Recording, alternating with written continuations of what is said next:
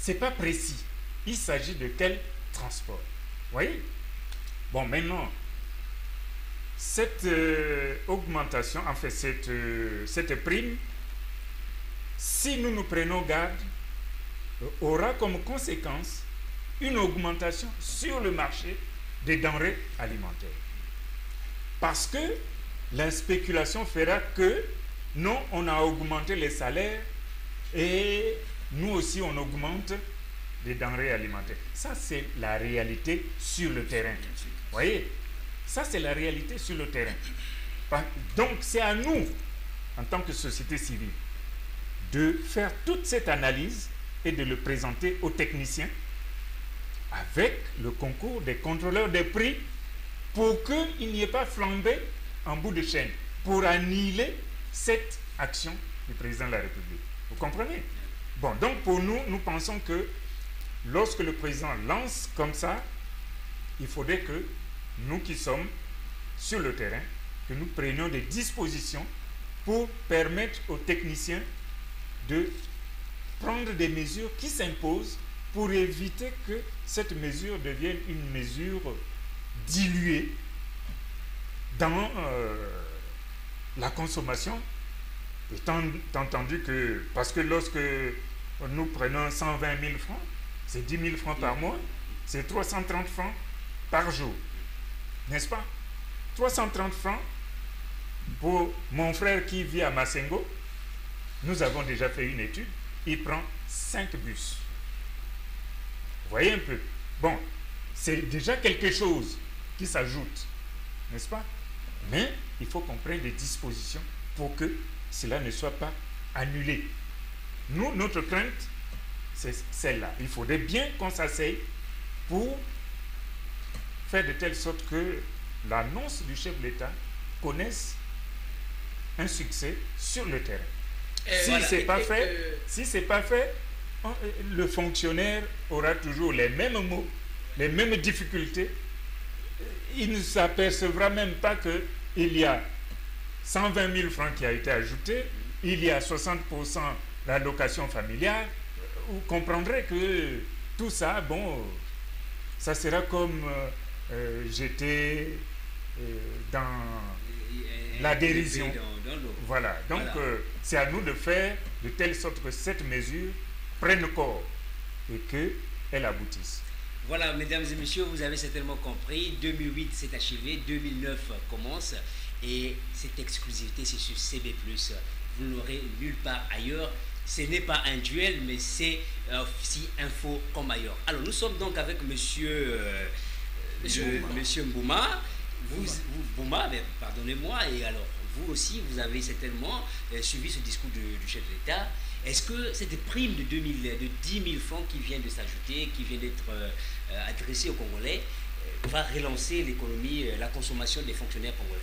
Il faut ajouter que M. Bouma est aussi responsable des consommateurs. Voilà. Donc il doit donner une appréciation d'un consommateur responsable. Voilà. Ok. Bon, ajouter 10 000 francs à la prime de transport, disons. 10 000 francs le mois. 10 000 francs le 120 mois. 000 francs Je vous en l'année. prie, monsieur Boussala. Non, c'est pour... Il est la parole. Bon, je trouve, à mon avis, que ce n'est pas rien. Ouais. À partir du moment où le camarade dont vous avez parlé tout à l'heure, qui vit par exemple à Massengo, qui doit venir prendre son service à Téléco, il doit prendre 4 ou 5 bus à cause de ce phénomène de demi-terrain.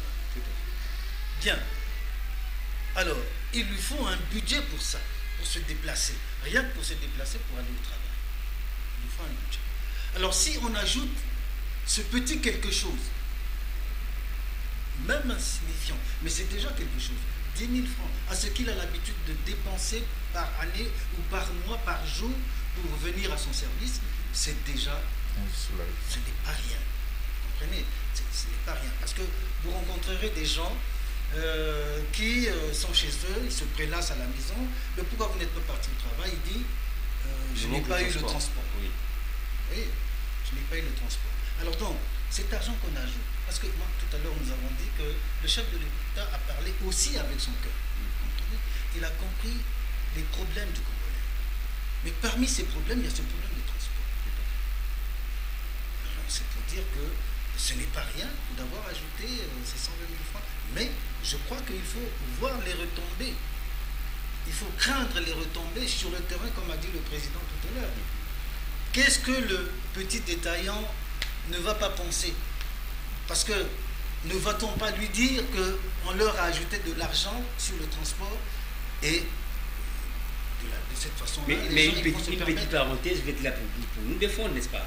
Lorsqu'ils vont augmenter, j'espère que vous devez intervenir pour dire que voilà, vous n'avez pas droit à augmenter les prix. Le président a dit tout à l'heure que nous devons étudier les mécanismes pour éviter que le petit détaillant, que le commerçant sur le terrain ne pense pas que cet argent est venu pour augmenter le salaire.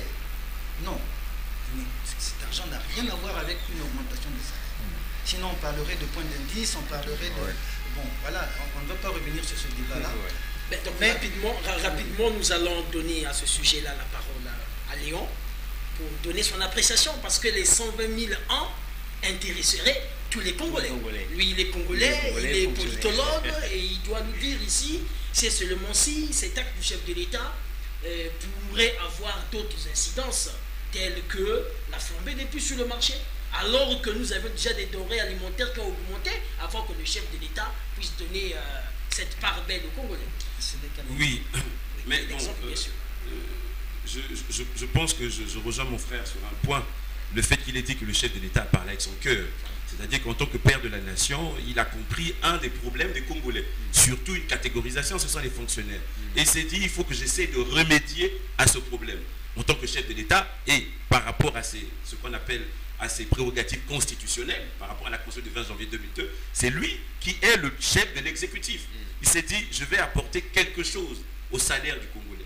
Il a apporté une prime de transport. C'est là que je reviens mon frère pour dire que c'est une prime de transport et c'est la première fois dans notre pays, au Congo, qu'il n'y a que les fonctionnaires ont une prime de transport. Donc c'est déjà quelque chose d'extraordinaire que nous ne pouvons pas ne pas apprécier et saluer la dextérité du chef de l'État sur ce point, parce qu'il a au moins entendu. Il a entendu les fonctionnaires.